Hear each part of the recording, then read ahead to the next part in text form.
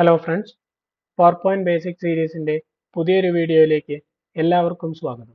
കഴിഞ്ഞ വീഡിയോയിലൂടെ നമ്മൾ പവർപോയിന്റിൽ ആനിമേഷൻസ് അപ്ലൈ ചെയ്യുന്നത് എങ്ങനെയെന്ന് മനസ്സിലാക്കി. ഇന്നത്തെ വീഡിയോയിലൂടെ നമുക്ക് ആനിമേഷൻസ് അപ്ലൈ ചെയ്യാനുള്ള മറ്റു മാർഗങ്ങൾ അല്ലെങ്കിൽ ആനിമേഷൻസ് അപ്ലൈ ചെയ്യാനുള്ള അഡ്വാൻസ്ഡ് ഓപ്ഷൻസ് എന്തൊക്കെയാണെന്ന് മനസ്സിലാക്കാം.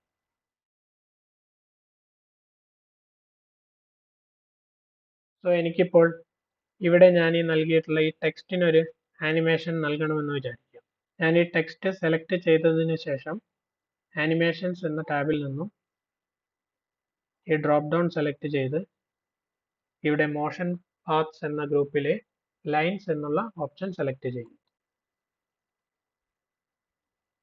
ഈ ടെക്സ്റ്റ് ബോക്സ് മുകളിൽ നിന്നും താഴേക്ക് മൂവ് ആവുന്നതായിട്ടാണ് കാണിച്ചിരിക്കുന്നത്.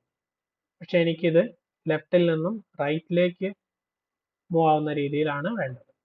ഇവിടെ തന്നെ നിങ്ങൾക്ക് ഒരു ഗ്രീൻ സർക്കിളും ഒരു റെഡ് സർക്കിളും കാണാവുന്നതാണ്. ഗ്രീൻ സർക്കിൾ ഈ ടെക്സ്റ്റ് എവിടെ നിന്ന് സ്റ്റാർട്ട് ചെയ്യുന്നുവെന്നും ഈ റെഡ് സർക്കിൾ ടെക്സ്റ്റിന്റെ ഫൈനൽ പൊസിഷൻ എവിടെയാണെന്നും കാണിക്കാനാണ് ഉപയോഗിക്കുന്നത്. ഞാനിപ്പോൾ ഇത് ലെഫ്റ്റിൽ നിന്നും റൈറ്റിലേക്ക് സെലക്ട് ചെയ്യാനായി ഇവിടെ എഫക്റ്റ് ഓപ്ഷൻസ് എന്നുള്ള ഈ ഡ്രോപ്പ് ഡൗണിൽ ക്ലിക്ക് ചെയ്യുന്നു. അതിനുശേഷം ഇവിടെ ഈ ഓപ്ഷൻ സെലക്ട് ചെയ്യുന്നു. ഇപ്പോൾ നമുക്ക് ഈ ടെക്സ്റ്റ് ലെഫ്റ്റിൽ നിന്നും റൈറ്റിലേക്ക് മൂവ് ആയി. പക്ഷെ ഞാൻ ഉദ്ദേശിച്ച സ്ഥലത്തേക്കല്ല അത് മൂവ് ആവുന്നു.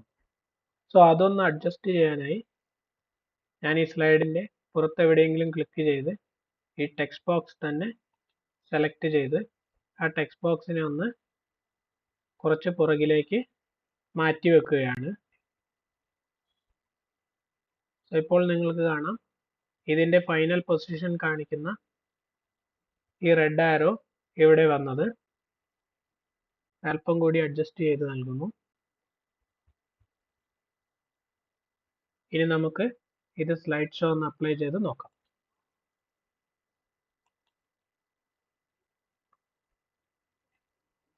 നമുക്ക് കാണാം ഇത് കൃത്യമായി ലെഫ്റ്റിൽ നിന്നും റൈറ്റിലേക്ക് ആനിമേറ്റ് ആയി വന്നു. ഇനി നിങ്ങൾക്ക് ഇതിൽ ഏതെങ്കിലും ഒരു എൻഡ് ക്ലിക്ക് ചെയ്തുകൊണ്ട് ഡ്രാഗ് ചെയ്ത് കഴിഞ്ഞാൽ നമുക്ക് ഈ ലൈനിന്റെ ലെങ്ത് കൂട്ടുകയും കുറയ്ക്കുകയും ചെയ്യാം.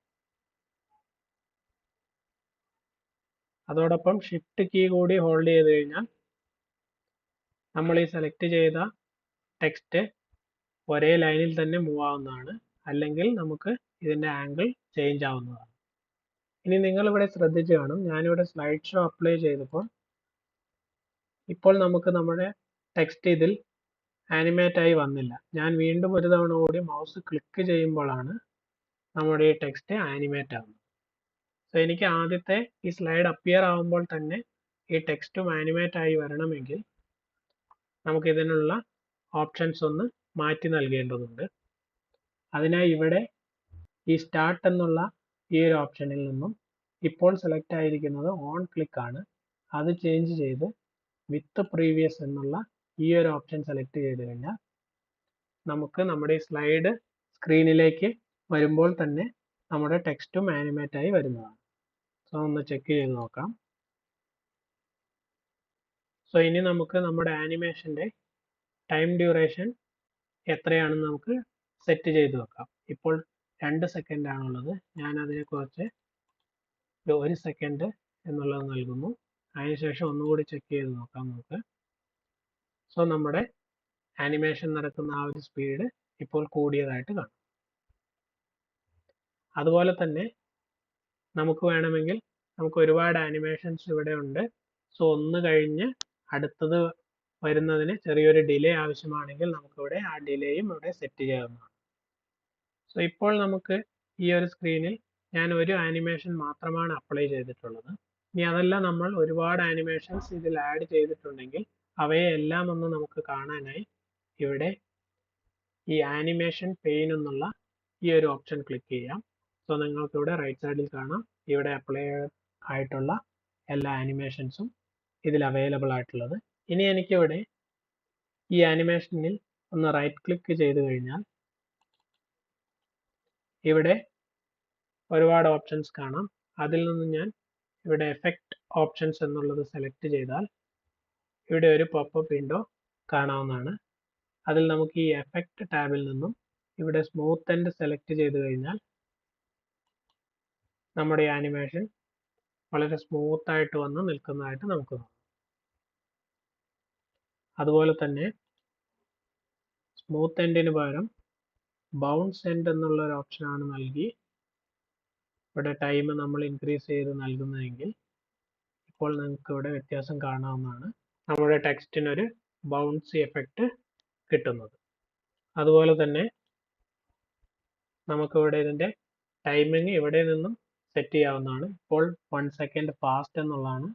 അതല്ല ഏത് ഓപ്ഷൻ വേണമെന്നുള്ളത് നമുക്കിവിടെ നിന്നും സെലക്ട് ചെയ്യാം.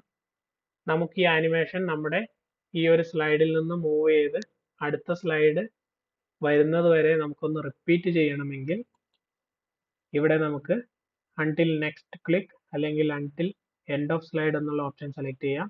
അല്ലെങ്കിൽ ഇവിടെ എത്ര തവണ റിപ്പീറ്റ് ചെയ്യണം എന്നുള്ളത് ഇവിടെ നിന്ന് നമുക്ക് സെലക്ട് ചെയ്യാം. അതോടൊപ്പം തന്നെ ഇവിടെ നമുക്ക് ടൈപ്പ് ചെയ്തും നൽകാവുന്നതാണ്.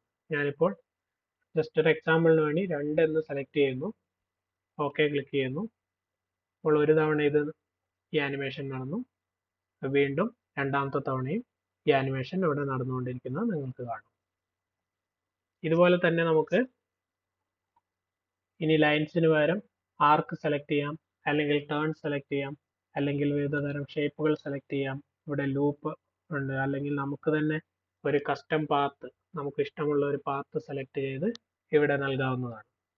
ഇനി ഞാനിവിടെ ഈ ലൈനിന് പകരം ഈ ടേൺ ആണ് സെലക്ട് ചെയ്യുന്നതെന്ന് വിചാരിക്കുക. സോ നമുക്കിവിടെ കാണാം ഈ ടെക്സ്റ്റ് ഏത് പാത്തിലൂടെയാണ് ഇവിടെ പോകുന്നത്. സോ നമുക്ക് ഈ ഒരു പോയിന്റിലൂടെ അല്ല പോകേണ്ടതെങ്കിൽ നമുക്കിതിൽ നമുക്ക് അഡീഷണൽ പോയിന്റ്സ് ആഡ് ചെയ്ത് നമുക്ക് ഈ പാത്തിനെ ചേഞ്ച് ചെയ്യാവുന്നതാണ്. അതിനായി ഞാനിവിടെ ഈ പാത്ത് സെലക്ട് ചെയ്തതിന് ശേഷം എഫക്ട്സ് ഓപ്ഷനിൽ നിന്നും ഇവിടെ എഡിറ്റ് പോയിന്റ്സ് എന്നുള്ള ഈ ഒരു ഓപ്ഷൻ നമുക്ക് സെലക്ട് ചെയ്യാം. സോ ഇപ്പോൾ നമുക്കിവിടെ 4 പോയിന്റ്സ് ഇവിടെ കാണാവുന്നതാണ്. ഞാൻ ഏതെങ്കിലും ഒരു പോയിന്റിൽ ക്ലിക്ക് ചെയ്ത് കഴിഞ്ഞാൽ 2 ലൈൻ ഇവിടെ നമുക്ക് കാണാം. അതിലെ ഈ വൈറ്റ് റെക്റ്റാങ്കിൾ ക്ലിക്ക് ചെയ്ത് നമുക്ക് മൂവ് ചെയ്ത് കഴിഞ്ഞാൽ നമ്മുടെ ഈ പാത്ത് നമുക്ക് ചേഞ്ച് ചെയ്യാവുന്നതാണ്.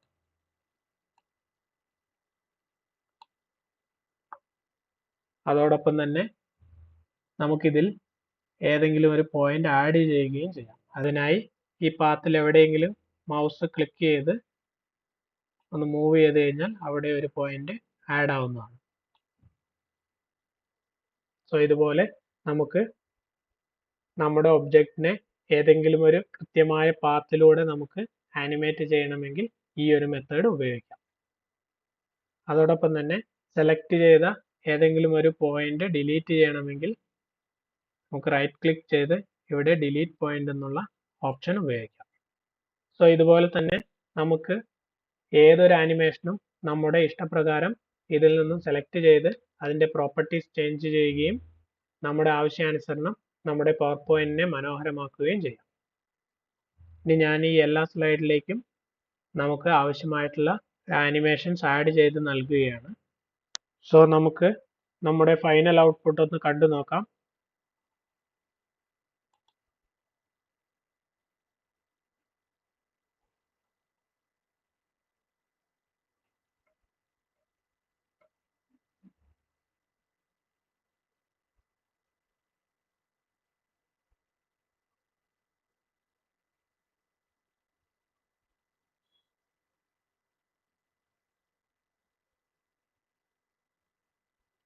സോ ഇതുപോലെ തന്നെ നമുക്ക് ആവശ്യമായിട്ടുള്ള രീതിയിൽ നമ്മുടെ സ്ലൈഡുകളെ മനോഹരമാക്കി പ്രസന്റ് ചെയ്യാവുന്നതാണ്. സോ അത്രയുമായിരുന്നു പവർ പോയിന്റിൽ ആനിമേഷൻസ് ആഡ് ചെയ്യുന്നതിനെ കുറിച്ചുള്ള വീഡിയോ. ഈ വീഡിയോ നിങ്ങൾക്ക് എല്ലാവർക്കും ഇഷ്ടമായി എന്ന് വിചാരിക്കുന്നു. തുടർന്നും ഇതുപോലുള്ള വീഡിയോസ് ലഭിക്കുന്നതിനായി ഈ ചാനൽ ലൈക്ക് ചെയ്യുക, ഷെയർ ചെയ്യുക, സബ്സ്ക്രൈബ് ചെയ്യുക. മറ്റൊരു വീഡിയോയുമായി വീണ്ടും കാണാം. Thank you.